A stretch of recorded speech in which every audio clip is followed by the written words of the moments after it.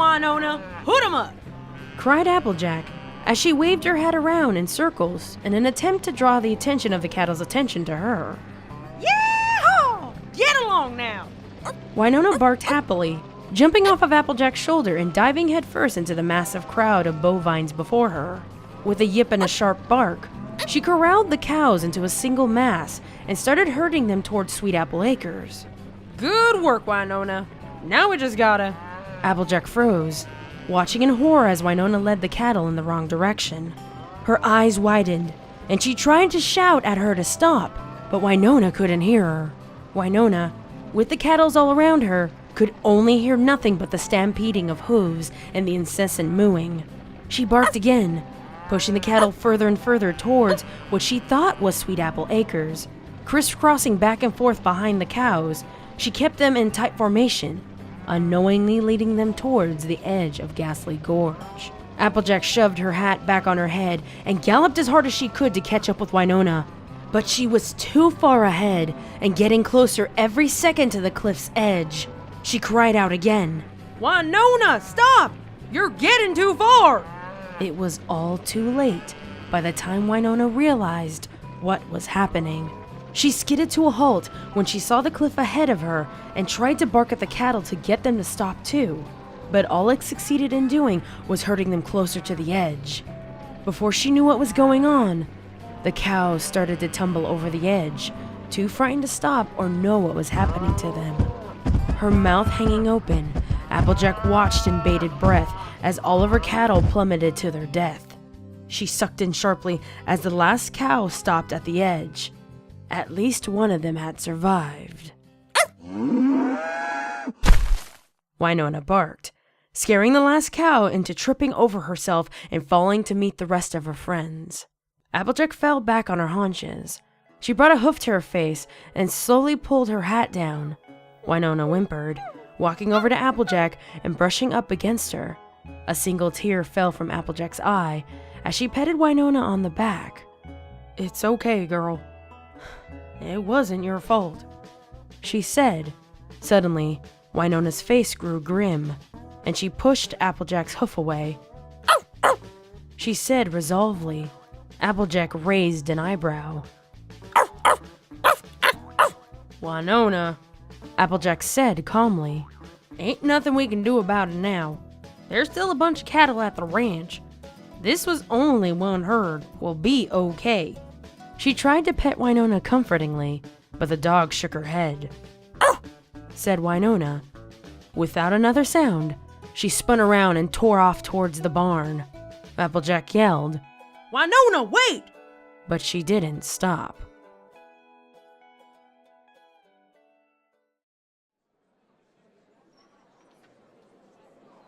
When Applejack found Winona later that day, she was in the middle of town, kneeling on a mat wearing a silver kimono and with a solemn look on her face, paws at her thighs.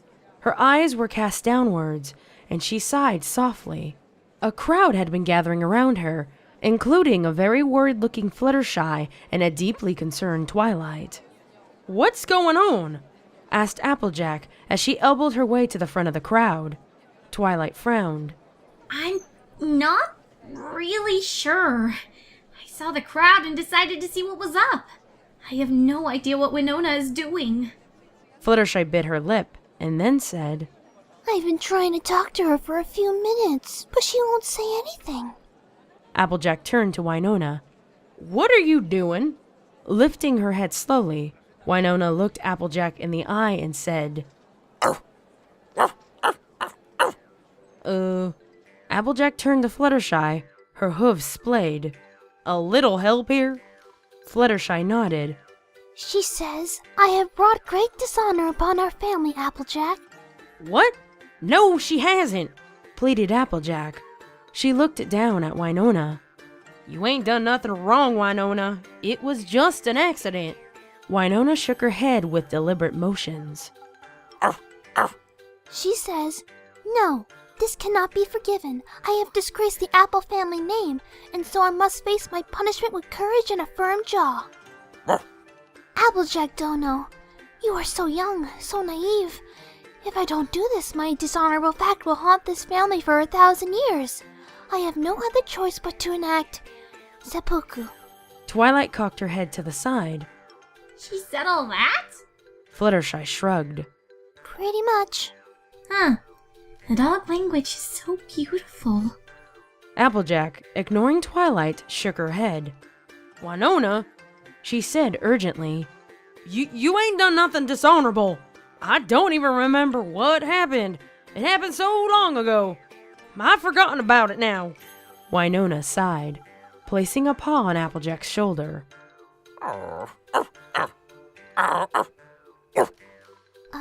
She says, don't lie, Apple-san.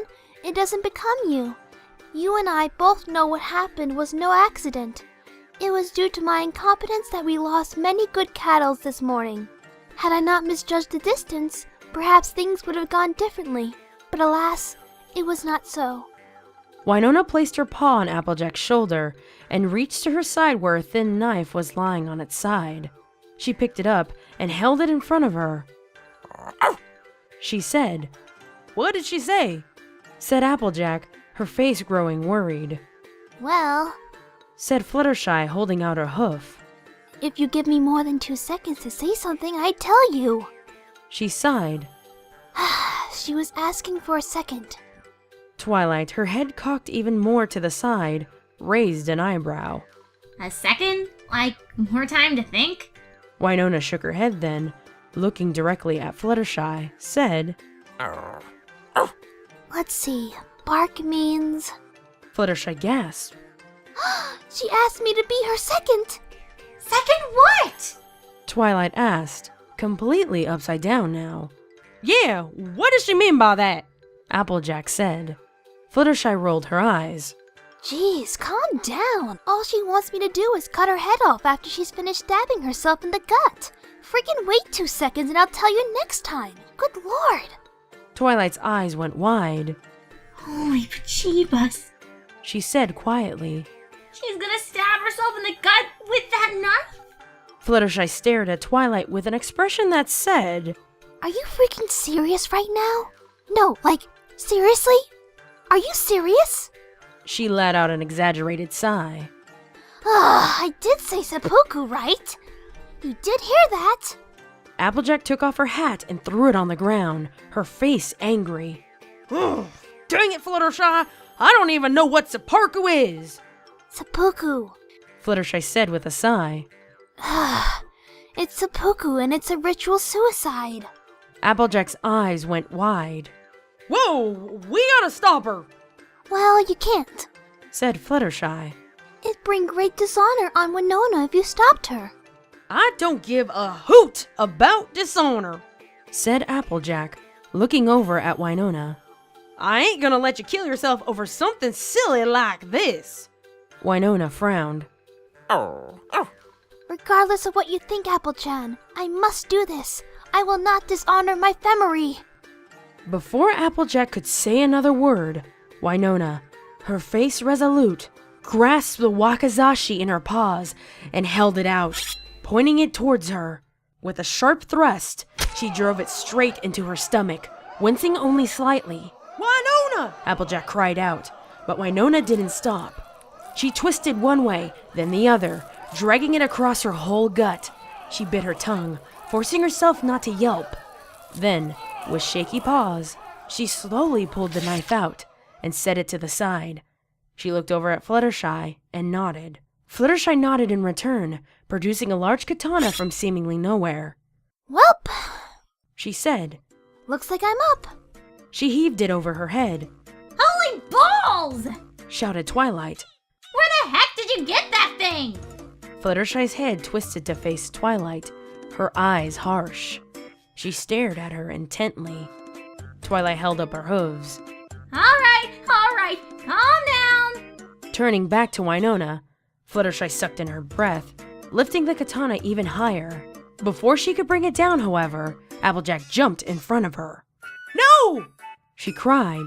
I won't let you decapitate Winona! Fluttershy shrugged. I can do you too if you like.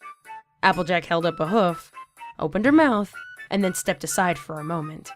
All yours! Fluttershy smiled. For the final time, she brought the katana high above her head, and then, with one heave, swung it downwards until it collided with Winona. However, rather than cleanly slice the dog's head off like it was supposed to, it shattered into a million pieces, flinging bits of metal everywhere, and potentially injuring a few bystanders in the process. Every pony gasped as a light bright enveloped Winona.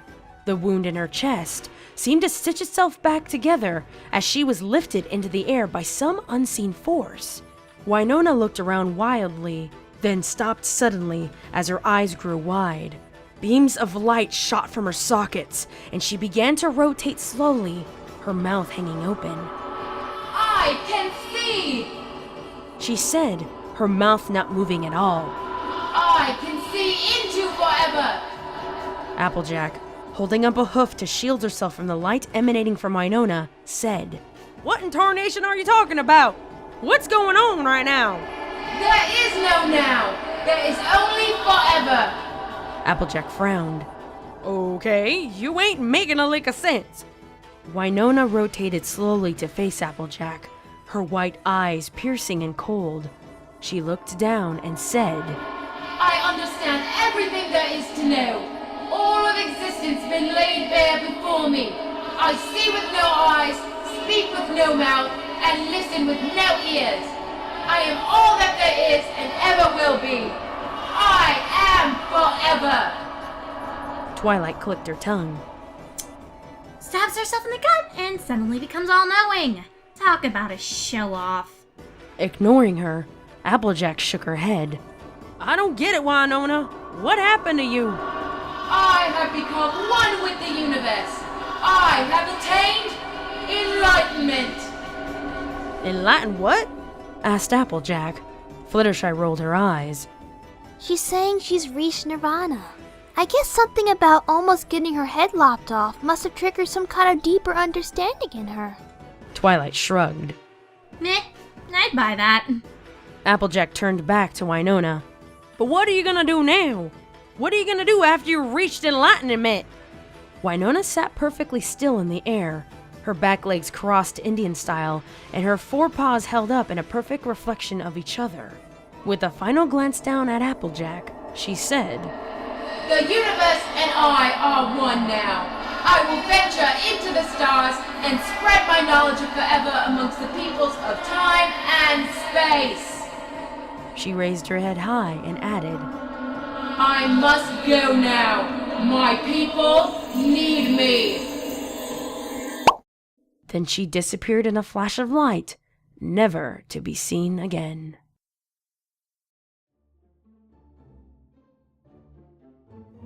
Meanwhile, far away in Canterlot Castle, Luna walked into Celestia's study. As she opened the door, she saw Celestia. Her horn alight was sunny magic. Facing the window, Luna cleared her throat. Celestia spun around. The magic around her horn disappeared. Oh, it's you, Luna.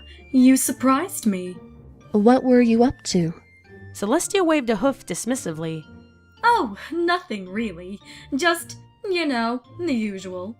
Luna raised an eyebrow. You don't say.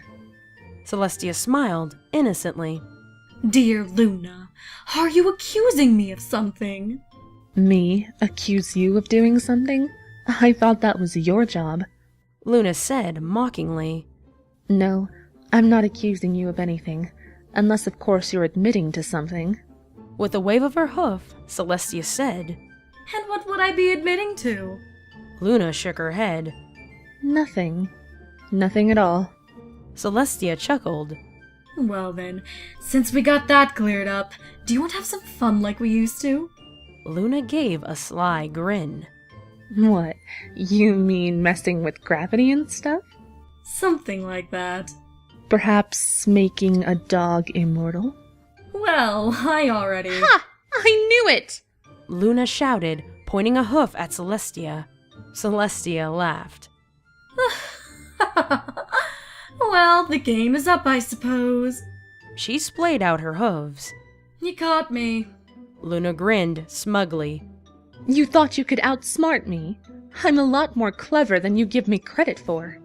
Celestia walked over to Luna, flicking her tail at her sister's face as she passed. Oh goodness no, I could never hope to outfox you, Luna. You're so clever and wise. I'm far too slow to get anything past you. Said Luna, puffing out her chest. I am rather wise, aren't I? Celestia nodded. Yes, in fact, I imagine you've already discovered the surprise I left for you on the moon. The what? Luna cocked her head to the side. Celestia merely smiled at her. She frowned, walking over to the window Celestia had been looking out of, and saw the moon hanging there in the sky. It looked the same as it always had. I don't see anything. She said. Celestia didn't respond. Celestia? Luna asked, turning around. The other alicorn was gone. Huh. Luna remarked. I guess she left. With a shrug, Luna headed back to the door and left the room, but not before she passed a mirror that reflected a kick me sign taped to her rear. Hiding behind the door, Celestia chuckled under her breath.